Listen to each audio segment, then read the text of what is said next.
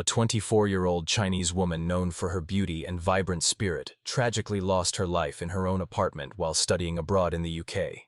Her boyfriend, a British national, was later found responsible.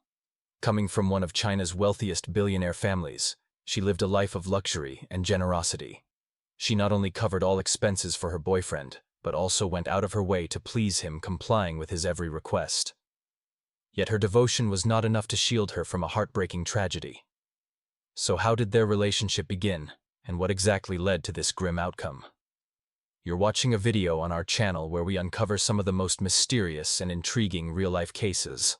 As always, before we begin unraveling the secrets of today's story, don't forget to hit like, subscribe, and turn on notifications to support us. Thank you all so much. Late at night on August 18, 2016, in an apartment located in Cardiff, Wales, the desperate cries of a young woman echoed through the building.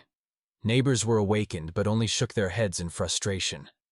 They were all too familiar with this yet another argument between the young couple. No one called the police because it had happened so often. Most believed it would quiet down once the two got tired. And indeed, before long, silence returned to the apartment. The next morning at around 8:30 a.m., emergency services received a call from a young man named Jordan Matthews. He reported that he had gotten into a physical altercation with his girlfriend the night before, after which she seemed to fall asleep. By morning, he noticed she was struggling to breathe and quickly called for help. When the police arrived, they rushed her to the hospital. Sadly, doctors were unable to save her.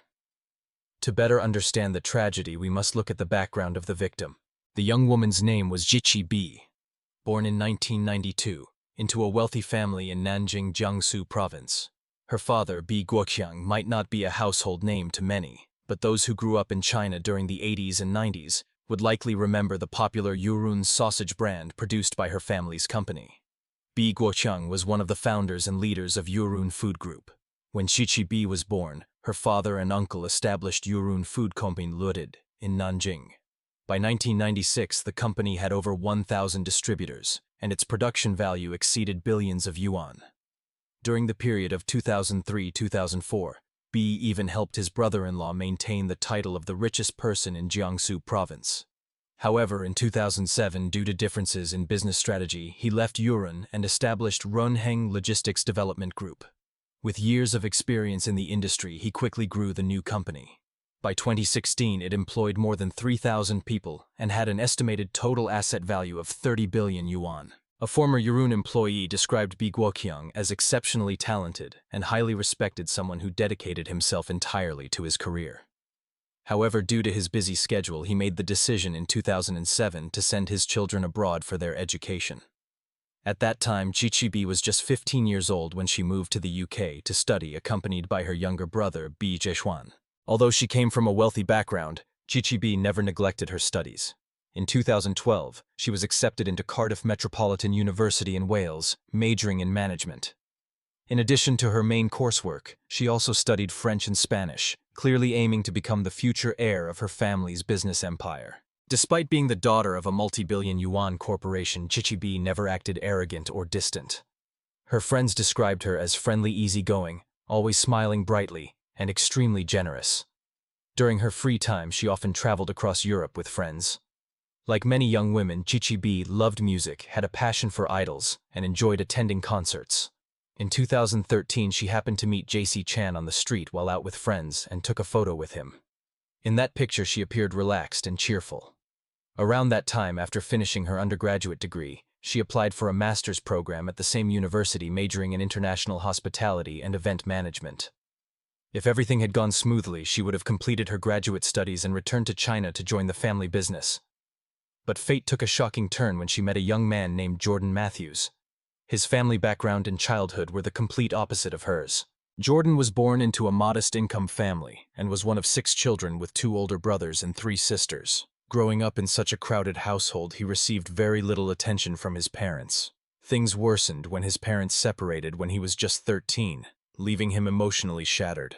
The family breakup forced Jordan to switch schools, but his new environment didn't offer any comfort. He became a frequent target of bullying. After enduring a string of hardships, Jordan dropped out of school at just 16 to earn a living. But without qualifications, finding a decent job was almost impossible. He started off washing dishes in restaurant kitchens, and later worked as a cook in bars, restaurants, and hotels. The work was demanding, the pay was low, and nothing was stable. Failures in life combined with his painful school memories pushed Jordan to take an interest in martial arts. He became fascinated by Chinese culture and rewatched Jackie Chan's martial arts films countless times, even attempting to mimic snake-style moves from the movies. But realizing he lacked proper training, he enrolled in a karate class. Later, during police questioning, Jordan claimed to have black belts in 3 different martial arts, but eventually admitted it was an exaggeration. Even while under police investigation, Jordan continued to boast about his martial arts skills, revealing not just his low level of education, but also his poor understanding of the law and tendency toward aggressive behavior. In August 2015, Jordan met Jiqi B on the dating website Plenty of Fish, and they quickly arranged to meet in person. Their first date was quite romantic. They lay on the grass together, listening to soft music. That evening, Jordan claimed he had missed the last bus and ended up spending the night at Jiqi B's apartment. Their relationship progressed rapidly, but both seemed content with how things were going. Although Jordan lacked a strong educational background, he had a deep admiration for Chinese culture. This made him especially drawn to Jiqi B, not only because she was a top-performing student, but also because she came from China. For her part, Jiqi B was also attracted to Jordan, a tall, athletic British man with blonde hair and blue eyes. The photos he posted on the dating site made him look particularly charming, the kind of man who could easily win over women at first glance. However, Jordan wasn't entirely honest with her. He claimed to be a university student and said he practiced karate regularly. He also lied about his father owning a successful local business and having significant financial resources. Faced with a man who seemed tall, successful, and came from a respectable background, Jiqi B quickly fell in love. Shortly after meeting, they decided to move in together. Jordan ended up living in her apartment. Once he moved in, Jordan quit school altogether, likely to avoid being exposed about his real situation. As expected, this quickly led to financial trouble. But Jiqi B, deeply in love, didn't question much. Instead, she quietly took on the burden of all their living expenses, rent, food, clothes, and even vacations. She even bought Jordan a car. Jordan seemed perfectly fine living off his girlfriend. Whenever he ran out of money, he'd ask her for more, and she never hesitated, seeing it as a way to spoil her attractive boyfriend. For her, money was never a concern. During their time together, Jiqi B frequently shared photos of the couple on Facebook and other social media platforms. They attended parties together and took trips abroad. In the pictures, they were often hugging or sharing affectionate moments. To outsiders, their relationship looked like a fairy tale romance. But in reality, Jiqi B was enduring deep emotional and physical distress. Many online articles warn women about so-called freeloading men. These men usually have 3 traits: good looks but no money or ambition, laziness and no career direction, and smooth talking, using sweet words to manipulate women into accepting their behavior. Jordan checked all these boxes. What made things worse was that Jordan didn't just rely on Jiqi B, he tried to control her. He combined emotional manipulation with physical intimidation. Just a short time into their relationship, Jiqi B confided in her best friend Ivy that Jordan struggled to manage his temper and sometimes lashed out unpredictably. Ivy was deeply concerned. Clearly, Jiqi B was the one financially supporting their relationship. Yet Jordan didn't show any gratitude. Instead, he frequently lashed out at her. Ivy believed this kind of man was unacceptable and advised her friend to break up immediately. But blinded by love, Jiqi B thought that if she treated him well enough, he would eventually change. However, when Jordan found out that Ivy had suggested the breakup, he became furious and ordered Jiqi B to stop being friends with her. Under pressure, Jiqi B had no choice but to comply and slowly cut ties with Ivy. Unfortunately, her patience and obedience didn't calm Jordan down. Instead, it made him more demanding and aggressive. Whenever things didn't go his way, Jordan would insult her and make degrading remarks. In May 2016, Jordan traveled to Spain to visit his father, but a major conflict broke out between them. It escalated to the point that his father kicked him out of the hotel and demanded that he leave immediately. Upon hearing what happened, Jiqi B felt sorry for her boyfriend and paid for his flight so he could change to an earlier return to the UK. Not only that, she even offered to pick him up at the airport. But in return, Jordan coldly texted her one sentence: "Get lost." In their message exchanges, Jordan frequently hurled insults at Jiqi B, calling her useless and saying she would never amount to anything. Some of his friends even testified that they heard him call her a filthy slut and bluntly declared, "One day I'm going to kill her." In reality, violent behavior often starts with verbal abuse. When offensive language isn't confronted, it can quickly escalate into physical violence. Later in court, Jordan admitted this himself. He confessed that he frequently hit and yelled at Gichi, and because she didn't strongly resist, he kept pushing further with his aggression growing more intense over time. This toxic relationship completely changed Gichi. She began skipping classes frequently, and her academic performance plummeted. By the end of the first semester in her master's program, she failed all her courses and was forced to repeat the term. Her academic advisor noticed this shift. Compared to when she first enrolled, she had become a completely different person. Once an energetic, cheerful, and confident young woman, she had grown quiet, gloomy, and distant from others. Worse still, although she had previously strongly opposed any kind of substance use under Jordan's pressure and persuasion, she tried smoking cannabis with him. Her friends noticed that she was losing weight rapidly, but she brushed it off, claiming she was working out and feeling stressed from school. Her younger brother BJ Xuan, who was studying agriculture at the University of Nottingham, would occasionally meet up with his sister. After Gichi started dating Jordan every time they met, Jie Xuan noticed that she wore heavy makeup, but it couldn't fully cover the bruises on her face. What surprised him even more was that his sister, who used to love dressing up and wearing designer brands, had recently started dressing sloppily, as if she no longer cared about her appearance. One day in July, Gichi was rushed to the hospital with a broken jaw. When the doctor asked what happened, she claimed she had fallen down the stairs at home. However, she lived on the ground floor and there were no stairs in her apartment. During her hospital stay, her younger brother visited, and Chichi confided in him that she wanted to break up with Jordan because she realized he wasn't someone she could trust. However, before she had the chance to leave Jordan, tragedy struck. On August 18, 2016, Chichi traveled to London to visit friends and returned to Cardiff around midnight. Jordan picked her up at the train station, but on the way home, they got into a heated argument. Jordan was angry she came back so late and shouted, "She must have cheated on me." A witness saw Jordan grabbing Shixi by the hair and pulling her out of the car. At around 1:30 a.m., after they got home, Jordan began attacking her. During the forensic examination, authorities found a total of 41 recent injuries on Chixi's body, covering a significant portion of her body. Additionally, there were older healing injuries, including 8 fractured ribs. The damage was so severe that the pathologist couldn't determine which injury was fatal. The final report concluded this was an extremely brutal assault. The cause of death was listed as extensive soft tissue trauma, combined with complications from the blows to her head and body. Chichi died before reaching the hospital, completely contradicting Jordan's claim that he found her struggling to breathe that morning. When interrogated by police, Jordan's statements were full of contradictions. At first, he claimed to be a black belt in karate. Then he said he was just bragging and was actually too weak to lift a bag of potatoes. He also insisted he'd never hurt a woman, but later admitted to punching Jixibi hard that night. Eventually, he changed his story again and said he attacked her for 10 minutes straight. In an audio recording of his testimony, Jordan recounted the events. She had been with someone else, but she refused to admit it. I grabbed her from the couch with both hands and dragged her. Then I lifted her again and threw her down. I hit her in the stomach.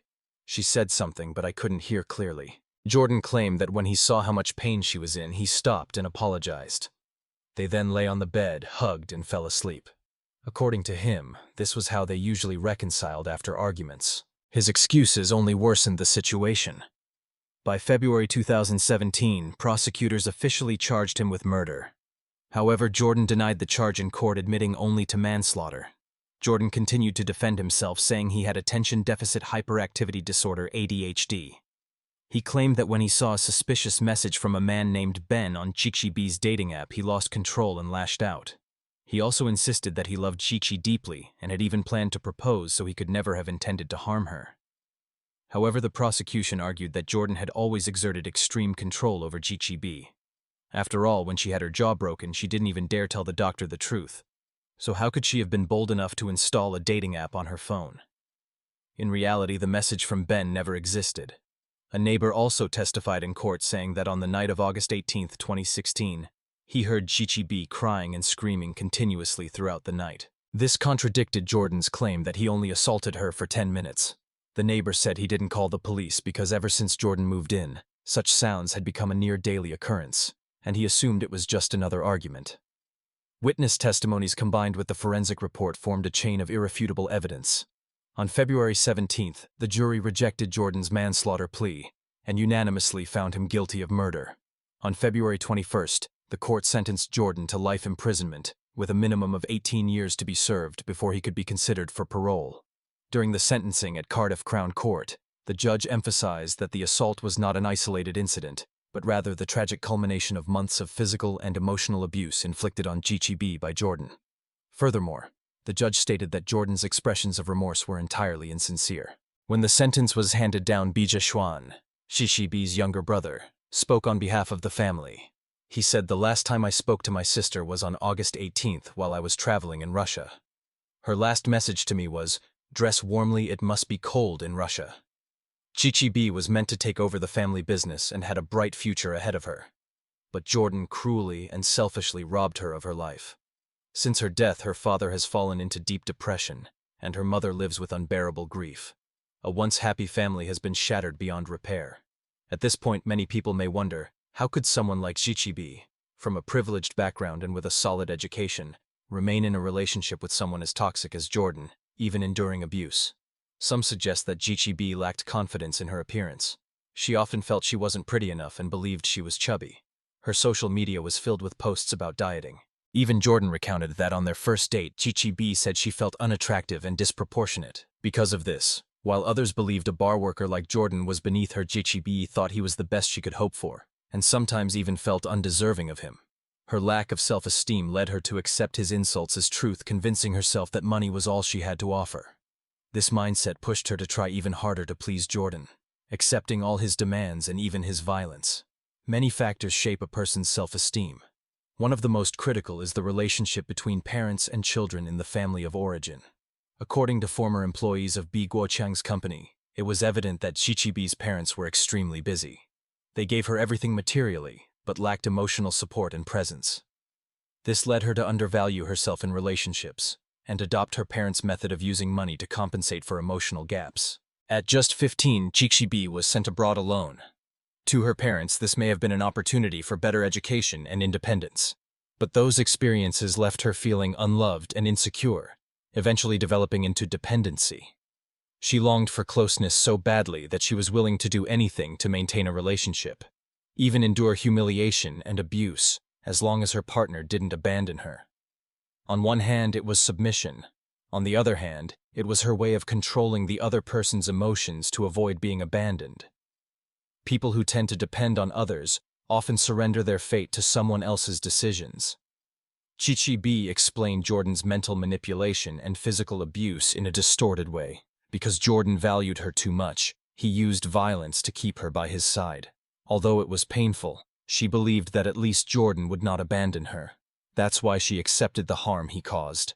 Another theory suggests that over the more than 1 year in this violent relationship, Chichi may have developed battered woman syndrome. This psychological phenomenon was discovered by psychologist Lenore Walker after observing and studying more than 400 abused women.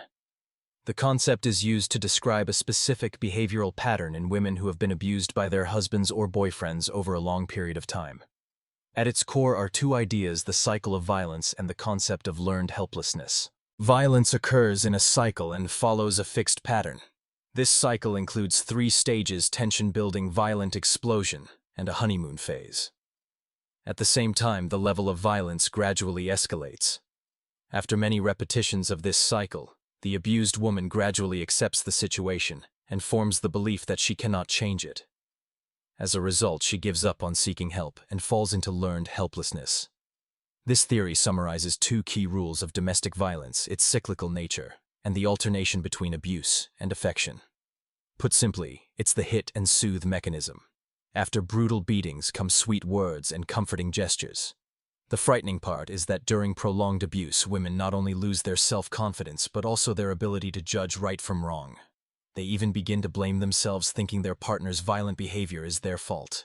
Eventually, they see abuse as something normal and justifiable. Tragically, the fate of many women in this situation is to be violently attacked to the point of death. In reality, whether you're a man or a woman, when looking for a life partner or a long-term relationship, you must stay alert and clear-headed. If you notice any abnormal signs, leave that relationship immediately. When it comes to violence, hold firmly to a zero-tolerance principle. Don't hold on to hope that the other person will change, and don't fool yourself into thinking you can change them. So that wraps up today's story. Hopefully it offers some reflection whether you're a parent or in a relationship. Feel free to leave your thoughts in the comments section below. And before you go, don't forget to like, subscribe, and turn on the notification bell to follow more classic crime cases on my channel.